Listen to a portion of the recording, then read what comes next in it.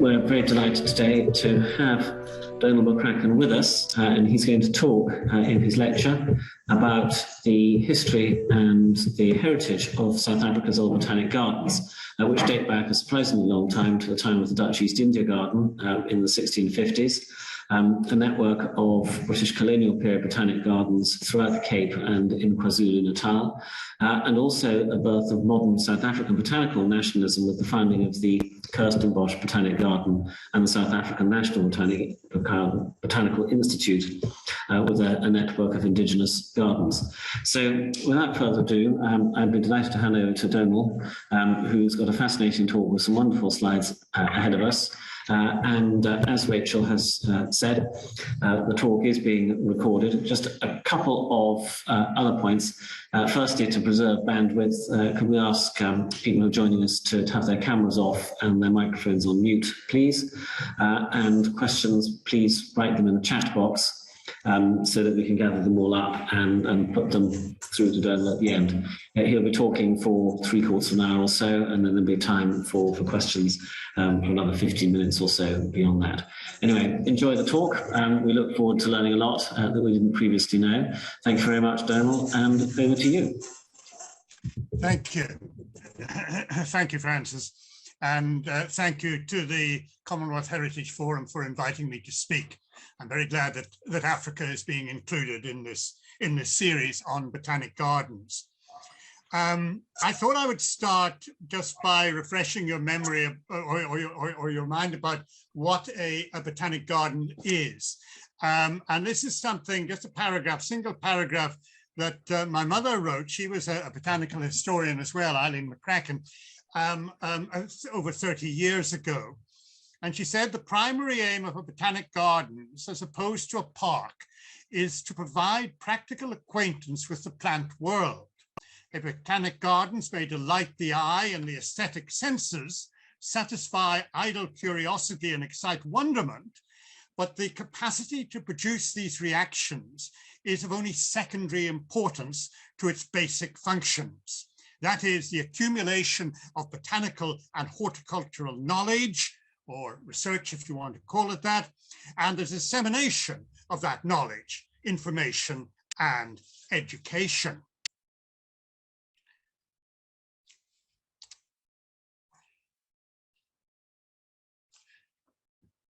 I apologize for the poor quality of the sketch. It's the best I could do. In the late Victorian period, a German diplomat in evening dress called at Kew Gardens one morning to inquire on behalf of Prince Bismarck the secret of Kew. The perplexed assistant curator, who had the misfortune to receive the envoy, tried to explain Kew's success was simply due to the assiduous attention to its business, an explanation which the German chancellor subsequently dismissed as entirely unsatisfactory. The Germans had reason to be jealous of Kew's success. By then, there were approximately 350, 370 odd botanic gardens in the world. And of these, about 50% were in continental Europe. 5% were in Britain and Ireland, 10% were outside Europe and outside European colonies, in other words, places like the United States of America, and 35% were in colonial possessions. Now, of that 35%, 30 were in British domains, and only 5% of the world's botanic gardens were in Dutch, French, German, or Portuguese territories. So there were about 120 botanic gardens in the British Empire, what is now the British Commonwealth. And of this 120, about a quarter were in Australia and New Zealand. You can see I put the numbers there in circles. About a quarter were in Australia and New Zealand. A quarter were in India and Sri Lanka. 20% were in the West Indies. And there was 10% scattered across the globe, from Canada to Penang, Hong Kong to Malacca, and Fiji to Guyana. That left 20%, and that 20% was on the African continent. The greatest and the wealthiest imperial botanic gardens were in India and in Australia. This certainly weren't in Africa. Now, generally, colonial botanic gardens were of three types. There were botanical departments, such as in Jamaica, Mauritius, and Hong Kong and Madras. And very often they looked after not only gardens, a series of gardens, but also the network of forestry in that particular region. There were straightforward botanic gardens like in Durban and Cape Town, Trinidad, Sydney and Calcutta. And there were much smaller institutions called botanic stations, usually not more than about 10 acres in size. And they were in the West Indies and in West Africa. I'll say a little bit more about them later on. Now, this network of 120 botanic gardens were controlled by a vast array of officials and institutions. There was not a single entity that looked after colonial botanic gardens. The British Colonial Office ran some of them, the British India Office, even the British Foreign Office in cases such as the Niger Protector. And then on top of that, you had local agro-horticultural societies and municipalities, sometimes calling themselves acclimatization societies, who also ran botanic gardens or would be botanic gardens. Some were privately financed, some were colonially government financed, and some were imperially government financed. So there's no uniformity in this whole structure. Many botanic gardens were, however, informally linked to the Royal Botanic Gardens as Kew, which in the 1890s had a budget of over £30,000, a vast sum of money, a staff of about 150 individuals, 16 of whom were either scientists or administrators, and who dispatched an astonishing 15,000 letters annually across the globe, many of them to these imperial institutions. Furthermore, Kew often supplied colonial botanical institutions with curators. In fact, the director had a book in which he wrote down the name of favored gardeners who had impressed him and who could then be sent, sometimes sent to their deaths in the colonies. They also sent advice, they gave protection, very important, they gave protection. They very often protected young and rather naive gardeners that had been sent out from Kew, and they sent, of course, plants and seed. I've estimated that on average, one consignment of plant or seed was received at Kew Botanic Gardens, at the Royal Botanic Gardens Kew, per day for the whole reign of Queen Victoria, a total of 24,541 consignments. And I put this sketch map up just to show you where these imperial botanic gardens were. And if we home in then to South Africa, you can see that down there at the bottom, there's a cohort, quite a sizable cohort. But the story doesn't start with Imperial Britain. The story starts with Imperial Holland, with the Netherlands. And this is an engraving of Cape Town about 1760. And you'll see on the left there, marked E, is the Star Fort, the famous Star Fort, which still exists. And then if you look on the right, above the kirk, above the church, you'll see marked F, a garden. And that garden is the beginning of Botanic Gardens history in Southern Africa. The Dutch used, in fact, it could be said that Dutch settlement in Southern Africa, in the Western Cape, the raison d'etre for it was the garden, because it was used to provide fresh vegetables and fruit for Dutch troops, for Dutch troop ships and Dutch merchant ships as they passed the Cape. The juxtaposition of, let me just put up another slide. The juxtaposition of having your botanic gardens beside Government House was emulated across the empire, not in every case, but in a great many. You find that in Sydney, in Hobart, and here I put a picture up of Hong Kong, where you have Government House, the flat top building down there, and beside it, the new Young Botanic Gardens, which was established in the 1860s. So what was happening in Cape Town was not new. And this is a plan of Cape Town dated 1760. And if you look up there, I don't know if my marker shows or not on the screen, but there's a K, and the K is townhouse.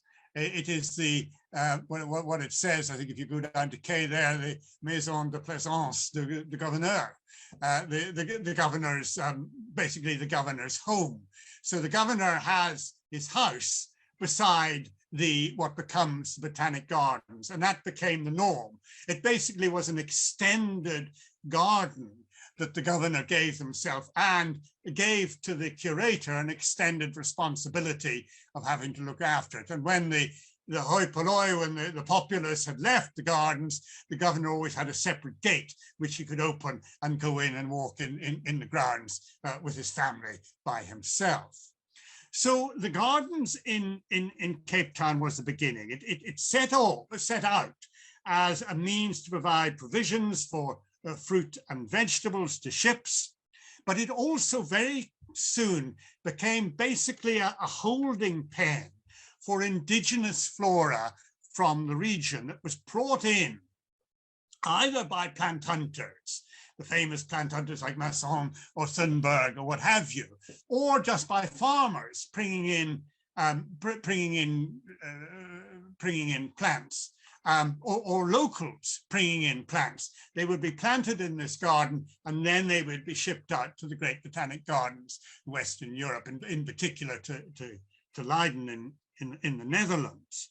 On the 29th of April, 1865, 370 years ago, Frederick Boom, the first gardener, prepared the first piece of ground, which was by 10 years, within 10 years, had grown to 20 morgen, about 40 acres in extent. And it was laid out in a formal style as a pleasure garden, as well as a practical working garden. It had a certain amount of what we could call maybe a garden furniture, one of the few surviving being the sundial that was put in there in 1781. It became a botanic garden, not so much in the 17th century, although it was used as an entrepot for indigenous flora in the 17th century, in the 18th century, and particularly as the 18th century progresses. And one needs to single out Jan and Andreas Org, one of the great curators of African botanic gardens in that later period. Org, the man who accompanied Thunberg on one of his great travels. All was not, roses and lightness and brightness. The gardens were worked by enslaved people, by enslaved gardeners. One can't get around that fact. This was not uncommon in certain parts of both the Dutch and the English British Empire. The use of indentured labor was also common practice. The use of prisoners in public gardens was also used. One cannot ignore that fact. Now, the first illustration of a Cape plant, it was actually called the Madagascar Thistle. They didn't even know it had come from the Cape. Appears in 1605 in a book as a woodcut. But the truth was that very little was known about the South African flora, and indeed very little interest was placed in the South African flora in the 17th century. It's only when you get into the 18th century that an interest begins to grow. And if truth were told, a popular, because that was very much for the educated elite who were interested in botany. The popular, and I'm talking from the point of view of Europe, the popular perception of the Cape having particular plants, having spectacular plants, really only comes around with the start of the publication of the botanical magazines. And that starts from the 1780s onwards. And you can see there in this table, what I've done is put the number of the different names of the most famous of the botanical magazines, the dates they were published, the number of plates they had in them, and the number of plates that were South African in the early period. Obviously, they would be Cape, and then the percentage of the total. If one looks at Curtis's Botanical Magazine, which is the most famous, and which, of course, Kew still publish, dating from 1789, you can see there just how important the South African flora was. The heath craze, that now you must dovetail that in, obviously, also with the fact that Britain acquires the Cape through invasion in 1795. She gives it up in 1802, but she's back in 1806, and from 1806 onwards, it is a British possession. So Britain has access to that Botanic Gardens, which is very much in decline. It's going to rack and ruin in Cape Town, the old Company Gardens.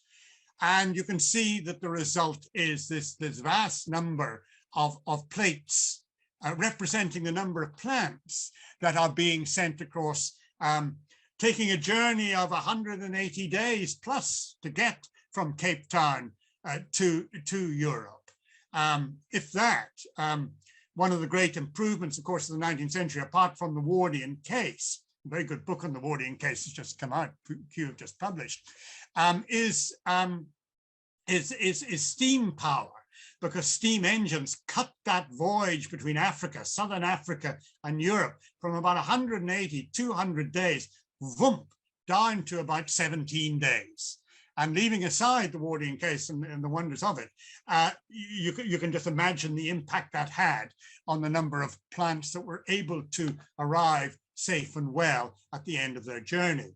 Now, if you look at that graph, you can see then later on at nearer the end of the century, you have another increase coming along, not as big as the beginning of the 19th century. And that is due to the rise of other botanic gardens on the African continent, and also because of an interest in, particularly in settler society, what nowadays I suppose one would call citizen scientists, for collecting, a craze to collect plants, and not only collect plants, but get those plants named after one.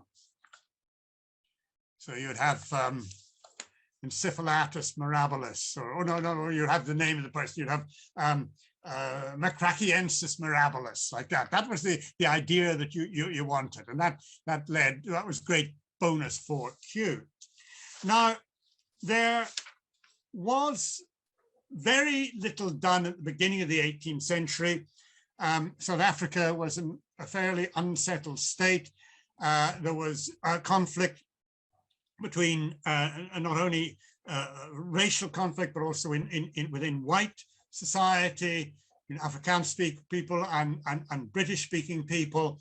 And it really is only in the 1840s. Now, remember, Kew is resurrected in the 1840s. So it is partly Kew's doing, it's partly the fact that South Africa, or parts of South Africa, are settling down a bit, that you have this new beginnings of growth and botanic gardens being established. And to save an awful lot of time, what I've done is I've done a couple of tables there for you to see. 5 botanic gardens, what I would call real botanic gardens. In other words, they've got a scientific purpose as well as serving a section of the community purpose being established in the Cape, 2 in the colony of Natal, because of course South Africa as a political entity only exists from 1910 onwards, and then 1 in the Boer republics of the Transvaal, the South Afrikaanse Republiek, in 1874. It only lasts until the end of the century. However, there were more gardens that were called botanic gardens, but were questionable, or at least in some period were questionable. And they called themselves botanic gardens because if you called yourself a botanic gardens, you received a government grant. And if you received a government grant, you know, that was well and good. So in addition to the 5 in the Cape that were real botanic gardens, the 2 in Natal, the 1 in the Transvaal, that's a total of 8. There were a further 13, which I've listed here, who called themselves botanic gardens at one time or another.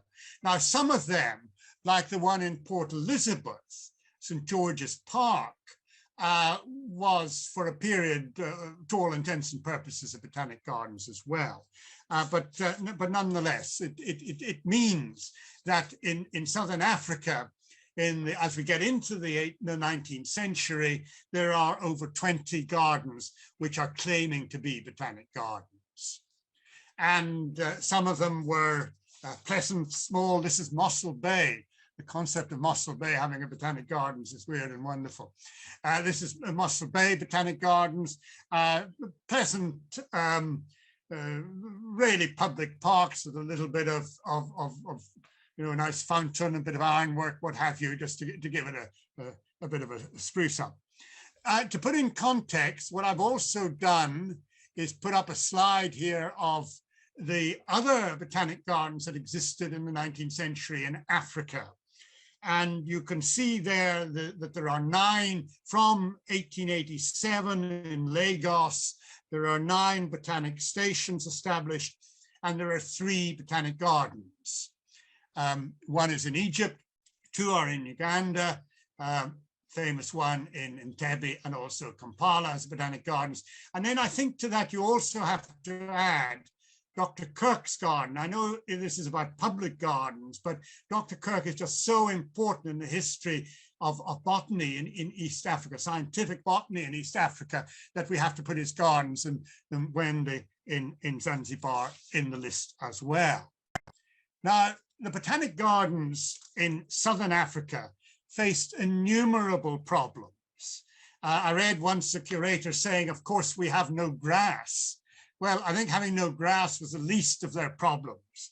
A lack of water, very often no water. I have a plan of a botanic gardens in Queenstown in which there's this enormous lake with an island in the middle of it. And where they were going to get, this is about the 1880s, and where they were going to get the water to put in that lake, I mean, God only knows. So there was a lack of water, there was a lack of adequate funding, there was a lack of trained staff, horticultural staff, and very often there was a hostile public. Also, the positioning of the garden was crucial to whether it was a success or not. I put this slide up of Durban because I had a map of old Durban here from the 1850s. There we have the village of Durban down by the bay. This is Port Natal, the bay there. The first botanic gardens was on the Riviera Mckinnon over here. It was a bit of a disaster because the botanic gardens was infested by hippopotamuses and crocodiles. And strangely enough, families don't like to take their young kids to a botanic gardens which is infested with crocodiles. By the way, wild animals in botanic gardens were not a unique occurrence. Udipuri in India had a resident panther living there, as well as its wild pigs. And Singapore, apart from spitting cobras and pythons, had the occasional tiger visited. Durban moved from the Mckinnon River in 1851-52 to a new site there. I'm marked G, you can see it. But there was a great flay, a great swamp between the village of Durban and the Botanic Gardens, which meant very few people went there. And another reason why very few people went there is highlighted in the Natal Mercury of July 1854. On Friday night instance, a lion of large size visited the neighborhood, having been traced from the entrance of the Botanic Gardens along through the Berea to the estate of Henry Miller, Esquire, where, near the site of the intended sugar mill, it attacked and devoured the greater part of an ox. The same lion, doubtless, was heard roaring on Saturday night behind the Berea on Mr. Cato's farm. So, as I say, you're not going to go to a Botanic Gardens which has got lions romping around it. Nonetheless, these South African gardens came into being, and they had a purpose. And at different times, they served a different purpose. Economics, as they were called, the introduction of plants that it was believed, particularly by Kew, would be beneficial to the economy of the region, were introduced and disseminated. They were grown in the Botanic Gardens and disseminated to the local area. And I'm not going to read it all there, but it's the usual culprits of empire, you know, from sugarcane to tobacco to hemp and cinchona. How you could grow cinchona in a subtropical climate, I'm not quite sure. But anyway, and then in exchange, of course, they received the Australian trees that pioneered empire in many countries, the Australian and to a lesser extent from India, and then what were called the ornamentals, also brought in via the Botanic Gardens in Southern Africa. How many of these plants within these colonial gardens were indigenous, endemic, native South African plants, and how many were introduced aliens or exotics, whichever term you want to use? I can't really answer that, save to give an impression. And strangely enough, the impression comes, and this is statistical, from the colonial herbarium specimens. If you look at the Natal herbarium between 1885 and 1915, you'll see the proportion that are gained through exchange from abroad and those that are South African. And you see it evens out as the century goes on to about a third. And I think the Botanic Gardens were about the same.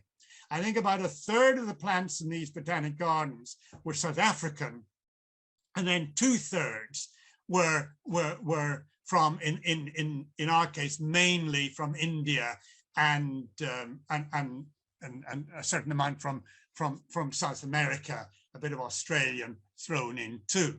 It depends whether you were actually in what sort of rainfall. If you were in the arid Eastern Cape, you could only grow some things. If you were in the wet, what is now KwaZulu-Natal, obviously you could grow a lot more and experiment with. The problem was, because these gardens received such a small grant, and they had to pay the wages and the salary of a curator and some workers, they had to raise money elsewhere. So what they did was, basically, they started selling, they became market gardeners. And this is a lovely flyer from Grahamstown Botanic Gardens, which lists the sort of thing that you'd buy in the supermarket today, and the prices that you paid for these plants. And of course, it caused great trouble. It caused great trouble because the local nurseryman, the local nursery trade, regarded it as unfair, subsidized state rivalry. "Isn't this a disgrace?" one correspondent wrote to the newspaper. "Is this not a disgrace in a Christian civilized colony like our own, that Botanic Gardens should be allowed to undercut the local nursery trade?" And there was a lot of bitterness. In fact, a lot of the dislike of these botanic gardens grew out of this public bitterness. A Mr.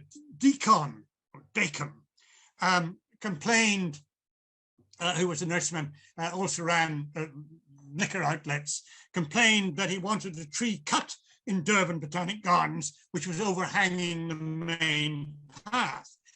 The president of the Natal Agriculture and Horticultural Society, which ran the gardens, Mr. Sanderson, known as the Tongat Slasher, replied that the tree would remain just because it did not stand as erect as one of Mr. Dacon's gin bottles.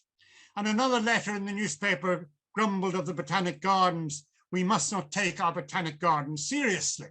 Of course we must have a Botanic Gardens, as a child must have measles.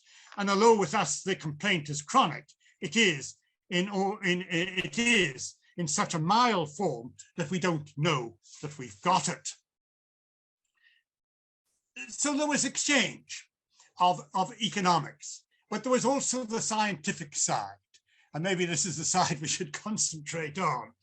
The exchange of plants in particular between Kew and these gardens, and in particular Cape Town and Durban, and to a lesser extent Pietermaritzburg in its earlier days. This is taken from one of the accession books. There were accession and dispatch books made at Kew from 1793 onwards. What a wonderful source they are. One hopes that it'll be digitized quite soon so that it'll be available for the general public to see, because anywhere in the English-speaking world, you have this magnificent resource. There you've got Dr. Atherstone, who was in Grahamstown, helped the Botanic Gardens there. Mr. Thwaites, who was in Peradeniya, in Ceylon, Sri Lanka, the Botanic Gardens there. Mr. Clarence, who was on the board of the Botanic Gardens here in Durban. Mr. Mckinnon, who was the curator of the Botanic Gardens in Cape Town. And what happened was, in the better Botanic Gardens, the curator and his staff, annually or biannually, would set off in an ox wagon to collect plants. And of course, they went into, dangerous territory. They in particular from KwaZulu-Natal here, because you're going into malaria areas, you're going into horse sickness. That's why you took oxen. You didn't take horses. A horse wouldn't survive across the Tugela River. And of course, the ox wagon is the perfect vehicle for collecting plants. It's slow moving, it's large, it'll go absolutely anywhere. So you can take an ox wagon where, frankly, even today, you couldn't take a 4x4, no matter what the 4x4 drivers tell us. And the people who went and collected were rough and tough. These weren't the gentlemen botanists that ran, the gentlemen in tweeds that ran Kirsten Bosch in its early days. These were rough and tough individuals. Many of them were from Scotland, as you'd imagine. Here is a picture of Mckinnon, a very poor one. He dies in the 1860s, probably taken in at the end of the 1850s, early 1860s. And you can just see the jizz of the man here. He had no nonsense with this fellow. And yet a great plantsman, a great plant hunter, a man who could speak isiZulu, who worked with his Zulu laborers as part of the team, and who went into the bush and brought back the treasures that were put in the warding cases on the flay in Port Natal and shipped out to the rest of the world. Later, maybe a little bit more refined, I put this one in because it's the famous Encephalatus woodii. Some say the rarest plant in the world, that they brought out of in Goya Forest down to the railhead. They dragged it down to the railhead. In 1907, it was discovered by the curator of Durban Botanic Gardens in 1895. You can see a bit of damage there on the bark of the the left. These are very, very rare plants. There was only males were found. It was on the side of of Ungoya mountain in the forest. They never found any more after this, so it's extinct in the wild. And it's an example of what a botanic gardens could do. And whilst there were no females ever found, it does set out suckers, or what we call pups. And there are some of those scattered around the botanic gardens in the world. The laborers who went with them, the gardeners who went with them, were of course black. They were the locals. And I think it's important, one of the infuriating things is to get names. And because the employment books, if they ever existed, have gone. But we do get the odd glimpse. I'm just going to go forward a little bit. Oh no, I'm not going to. I'll come to it. I'll come to it and talk about the labourers. But one of the curators of Durban Botanic Gardens was called Plant. So wonderful names these curators had. And he wrote, I sent to St. Lucia in Zululand. I sent to Lucia last year one of my workers who has not returned. Probably he died of coastal fever. He was one of my best hands, and I regret his absence very much. Of course, when these plants were sent overseas, they were named Mckinnon and Woody and what have you. But they spread off around the veldt, across the veldt, collecting particularly bulbs, very, very, very desirable commodities. They were brought then back to the wagons, put in the wagons, taken back to Durban. Another aspect of these botanic gardens were, because they received grants, they had to produce reports. And they're, of course, a very good gold mine of information. Some were very elaborate, like the one on the left here for the Untitled Botanic Gardens. Some were just printed sheets, command papers of the colonial government. We've got some plans of these botanic gardens. Here was a futuristic one of a royal crown. I was speaking about it a few minutes ago in Queenstown. A more realistic one that was introduced and in a sense still exists today is this plan of Durban Botanic Gardens. The interesting thing is that the paths are the same as they were when this map was drawn in the early 1890s. And you'll see the numbers. Now, this map went with a guidebook, and in the guidebook, there were numbers 1, 2, 3, 4, 5. And against the number was details of the plant. So you could go into the garden with your guidebook. You could go along the path and you could find a plant and you could look up because that meant that you didn't have to worry about labels, because labels in the subtropics were, and to a certain extent still are, a nightmare. You know, the white ants eat the wood, the water gets in behind glass, the ink runs, you know, people steal the nice enamel ones that there were. Labeling was and remains the nightmare. So this was a way around it. Very interesting map and very useful for the historical botanists. Then, of course, these botanic gardens served the public, and they served the great and the good and what have you. This is a visitor's book for Durban in the 1880s, and we've got Marianne North, a botanical artist there. We've got Catherine Saunders, a local botanical artist, one of the gentry, wife of a sugar baron. We've got the governor, Henry Bulwer, Mr. Wyndham, the colonial secretary, Dr. Gill, the royal astronomer at the Cape, eminent foreign medic, and then more local gentry there. And these botanic gardens, very often when run by societies, closed for several days a week, sorry. They would open maybe to the public on Monday and Wednesday, and then for the rest of the week they'd be open to subscribers.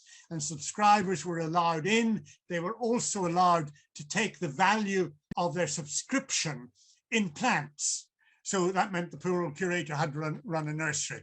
And for years, I've tried to find one of these tokens, these subscriber tickets. And 2 years ago, just before COVID, I found this in Cape Town. I've never seen another one before. I knew they existed. This one is for Sir Thomas McClare, who was the Astronomer Royal at the Cape at the time, came from the County Tyrone in Newton Stewart he came from.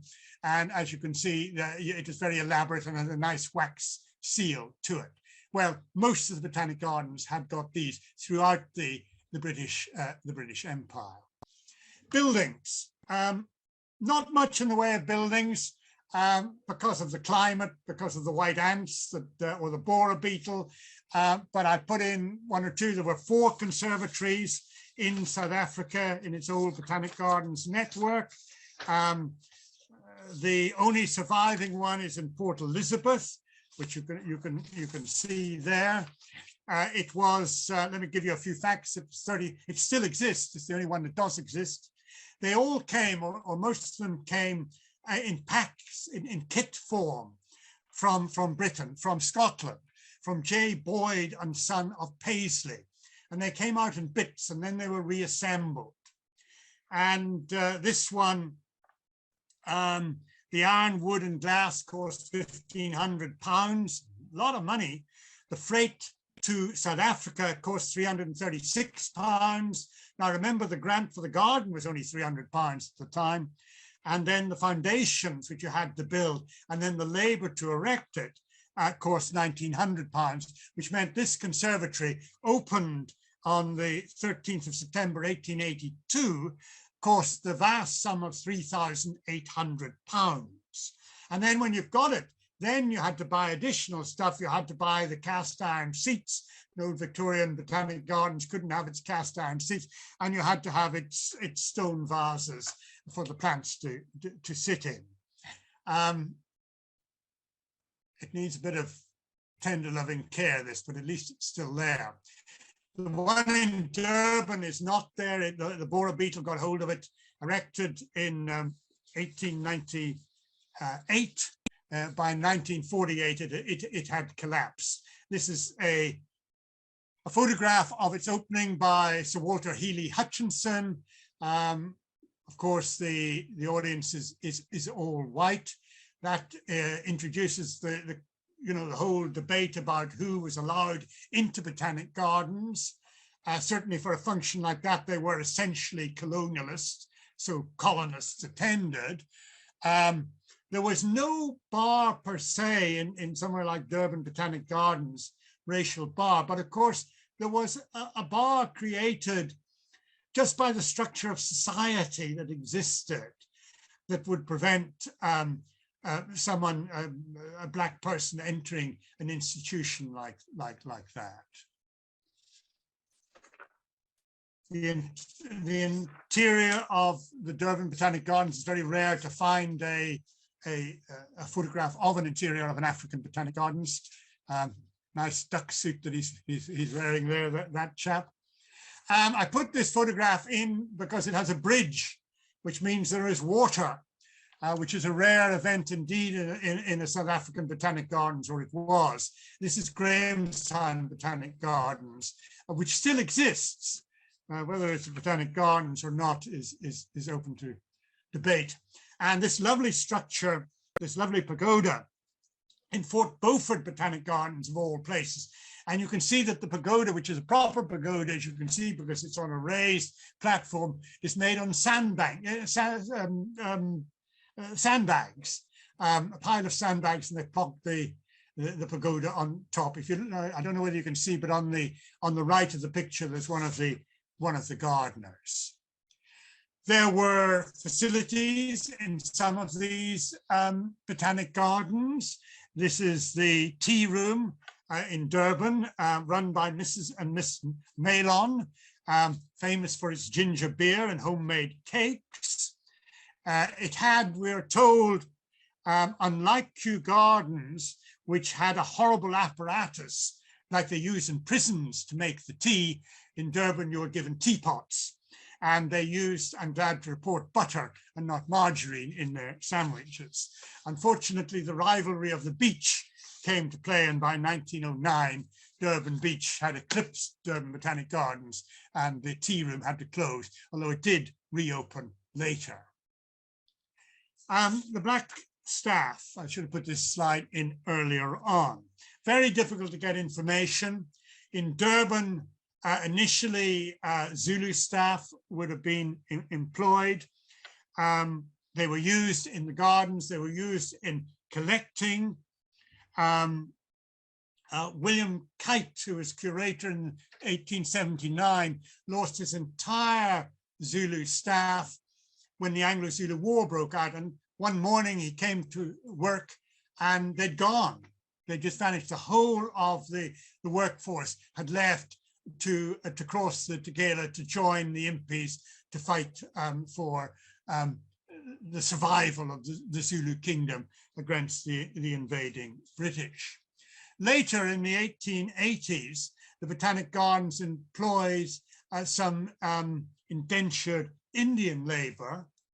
And this is the only picture I have of an Indian gardener, South African Indian gardener at the time. I think his name might be Munsamy, because there was a Mr. Munsamy who worked in the gardens and who also worked in the herbarium. And he worked in the herbarium right through the period of Medley Wood and into the 1920s.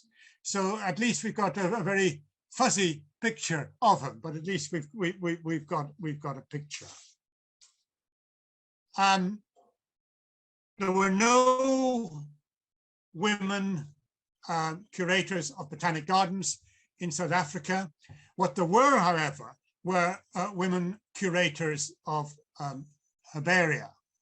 And two in particular I singled out, I think worthy of mention, Louisa Bolas, who was the curator of the Bolas Herbarium.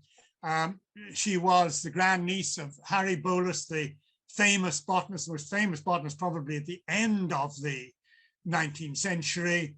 And where the Bolas Herbarium went, Louisa Bolas went too. And she was curator of the herbarium, a wonderful lady, did a lot of very good work on orchids for over 50 years. And blow me down, she only died in 1970. And she was born in 1877 or something like that.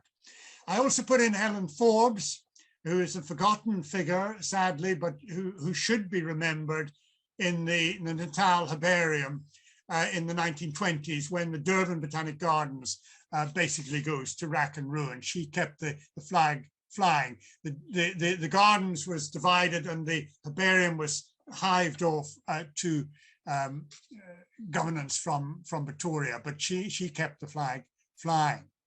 As far as the curators are concerned, I haven't time to go into great detail. Obviously, you just look at the pictures of them and then you can see that they were great characters. On the left is Peter Mckinnon, called, always referred to as a very gentleman-like person. He had a sharp tongue in his head, though. And there's Mr. McCohen's dog, who also had a sharp tongue in his head. And he was in charge of Cape Town Botanic Gardens. His colleague, and I suppose his rival, was on the right, is John Medley Wood. These were Englishmen who came out as children to the Cape or Natal. McCohen comes later. Medley Wood and many of the others come out as children. Medley Wood is interesting because he's self-taught. He ran a trading store for Africans. He was a cattle farmer for a while. And then in 1882, he took over the gardens and he really built them up into Africa's finest botanic gardens. And incidentally, the oldest surviving botanic gardens on the whole African continent. The Durban Botanic Gardens has a history that stretches uninterrupted from 1849 through until today. Goes through bad times, but Medley Wood is the person who put it on the map. A curator which we often forget was T.R. Sim, who was a Scot, like so many of the great gardeners were, and who came out to be curator of King Williamstown Botanic Gardens, one of the great but small botanic gardens in the Eastern Cape. He later resigned and joined the Cape Forestry Department, came up to Natal and became a nurseryman in Pietermaritzburg. He wrote wonderful stuff on ferns and even more gorgeous books on South African forests. There's one book in particular, a great folio book of Sims, a magnificent contribution to South African botany. And as I say, in many respects, a forgotten figure. In the 1890s, the economies of the colonies in South Africa went into decline, and money saving, also I think a certain boredom with botanic gardens across the Cape. They started not closing them, but downgrading them. This is a cartoon from 1889, Woodman, Woodman, spare that tree. And in the background, you've got Maria Koopmans de Wet, the great socialite in Cape Town, in floods of tears at the abolition of the Cape Town Botanic Gardens. And you could give a lecture just on that. The point was that both areas where botanic gardens had thrived, by the 1900s, they're going into rapid decline. And they remain in rapid decline. New beginnings with the establishment of Kirsten Bosch, and I'll just give a short postscript about that now. New beginnings with the establishment of Kirsten Bosch only occur 20 years after the closure of Cape Town Botanic Gardens. So there's a clear divide between the botanic gardens of the old Cape and the new botanic gardens with its indigenous flora and its botanical nationalism, and all that goes with that through the establishment of Cape Town. Now, Kirsten Bosch gets over 1 million visitors a year, and you can understand why. It's an extraordinary botanic gardens. It's one of the great botanic gardens of the world. It started life it always had this wonderful backdrop, but it was a derelict farm. When Burchell, the plant hunter, had been here in 1811, he described it as the scenery around is the most picturesque of any I have seen in the vicinity of Cape Town. And that was true. And it has that natural asset. But the farm itself was in rack and ruins. It had gone through various owners. Won't go into the history of that. It had been bought by Cecil Rhodes of infamy. And when Rhodes died, it was part of the Gutescure estate that became basically government property. So when a young Englishman called Harold Pearson arrives in Cape Town to become professor of botany, the Bolas professor of botany, whenever it was, 1910, I think it was, 1910, he was determined that Southern Africa had to have a proper botanic gardens. And there were several people in Cape Town, Neville Pillins, Sir Lionel Phillips being the two most famous, who joined with Pearson and bullied the government into basically giving £1,000 so that they could establish the beginnings of this National Botanic Gardens. I put these figures in just to let you see the struggle that Kirsten Bosch had when Kew, this is the early 1920s, when Kew is getting 55,000, Brooklyn, New York is getting 16, Sydney 16, Singapore over 8,000, Kirsten Bosch is getting £1,200 a year. Kirsten Bosch was slow in developing, partly because botany split amongst the old divide, the old white divide in South Africa. The Afrikaners in Pretoria and the English speakers in the Western Cape. So you have two national botanic gardens, as it were, one in Cape Town, in Kirsten Bosch and one in Pretoria. You've got two large herbarium, because the Bolas herbarium, because the Bolas herbarium was linked to what became the University of Cape Town, and when the University of Cape Town took it over, the Compton herbarium was established. But then Pretoria had its own herbarium, which was established in the 1920s. You have this rivalry between the two going on through, I won't say the greater part of the 20th century, but a large part of the 19th century, of the 20th century. As for Cape Town, well, it was ruled by gentlemen, English-speaking gentlemen in tweeds, who ran it, I won't say as a country estate, but who ran it in a particular fashion. Rivalry from the north, but one great thing that was started in the early days, and that was the establishment of satellite botanic gardens. Now, eventually this nonsense came to an end, but very late. Only in 1989 was what was called the National Botanical Institute in Pretoria and the National Botanic Gardens which was centered in Cape Town. Only then was it brought together under an umbrella.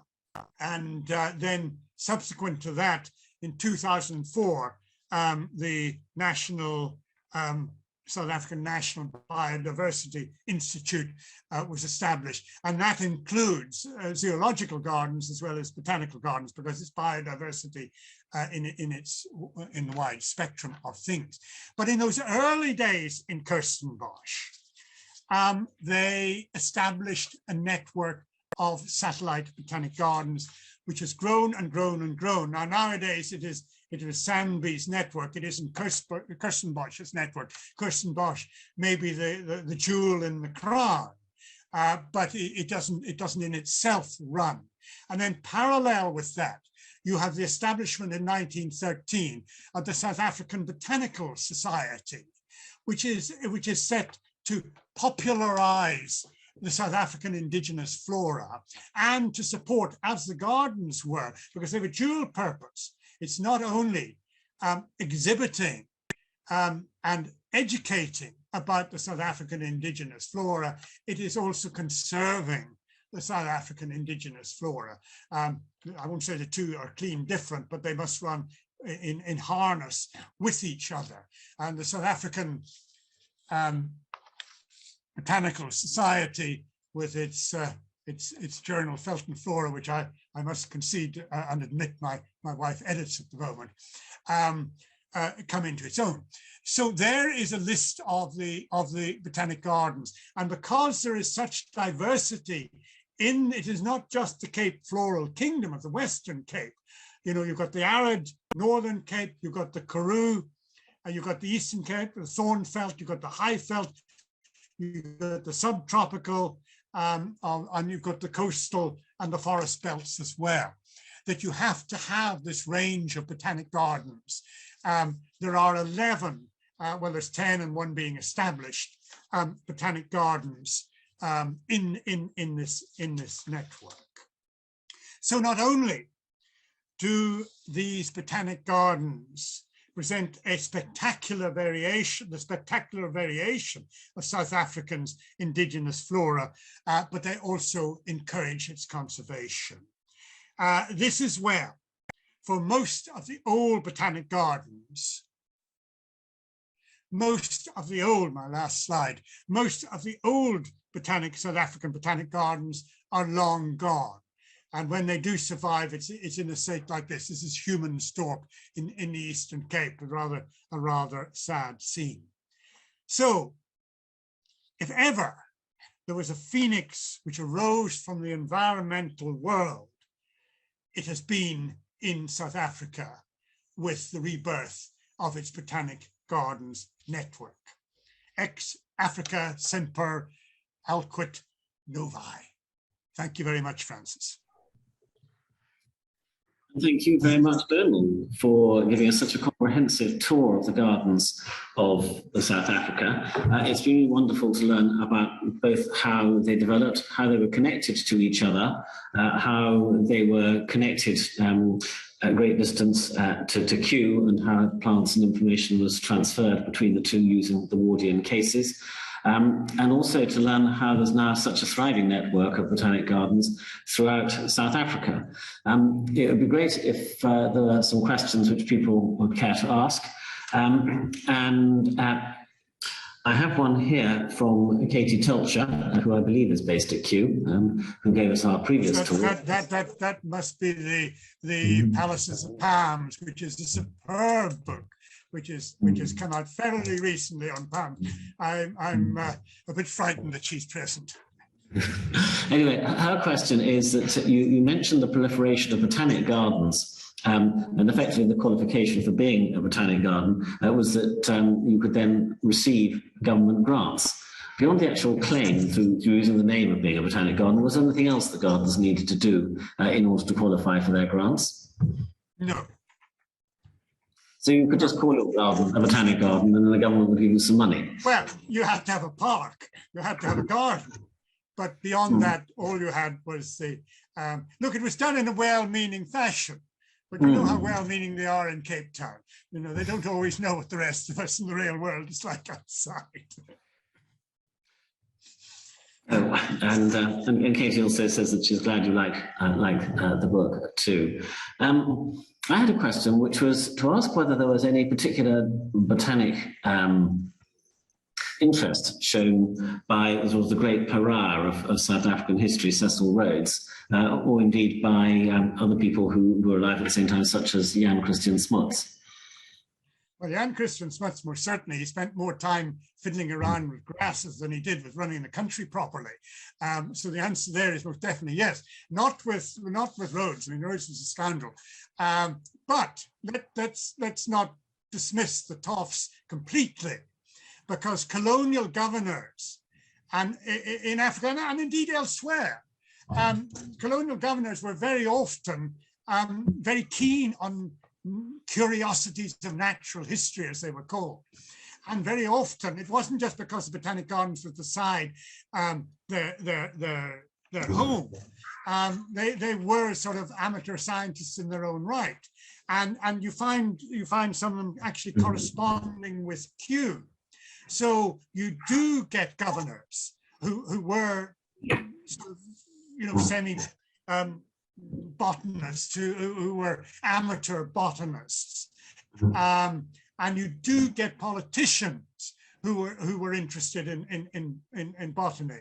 You know, the Victorians were a remarkable people, and whilst we all know what the downside was, we sometimes, I think nowadays, forget what the positive side was. And this fascination of things relating to science was part and parcel of that. In fact, Kirsten Bosch would not have been established had not the elite of Cape Town put their hands in their pockets and pressed buttons where buttons needed to be pressed. But Cecil John Rhodes himself, no, he had no interest in such folderols as plants. Well, thank you for that answer. We have, I think, no other questions I can see at the moment, but if anyone does have something they'd like to ask, please do say now. We've actually gone past our hour, so we ought, if there are no further questions, to thank Donald very much indeed for his very informative talk. It was absolutely fascinating. We learned a great deal, and I've also had a comment from Christopher Willis, who would like to share that the National Botanic Garden at Thohoyandou, which I may have mispronounced, was formally gazetted last November, creating South Africa's 11th National Botanical Garden. And it's the first one within the Limpopo province. So that, I think, perhaps brings to completion the list that you were assembling and showed us in, I think, your second last slide. So thank you very much for that. We've had a really interesting talk. It's been absolutely fascinating. And what I'd just like to do now is to remind you of our future talks coming up. We've got more botanic gardens from other parts of the world to follow. We have a talk in May about the Singapore Botanic Garden, and there's a link to that within the chat box. And we also have another talk coming up sooner than that, on the 27th, which is going to be presented by Nabina Deblal. It's the 27th of April, talking about the National Botanic Gardens in Kolkata in India, which we look forward to learning about. And the talk on that date is at the earlier time. I think it's 3:30 p.m. Rachel is nodding furiously. It is 3:30 p.m. If you're in the UK. It's summertime here, so if you're elsewhere, please adjust your timing accordingly to get the right time to log in. Anyway, you'll see it all by looking for our website. And lastly, thanks very much for joining us. Look forward to seeing you again soon. And of course, do please join the Commonwealth Heritage Forum if you've not already done so. Thank you very much, everybody, and goodbye and good evening. Enjoy the rest of your day.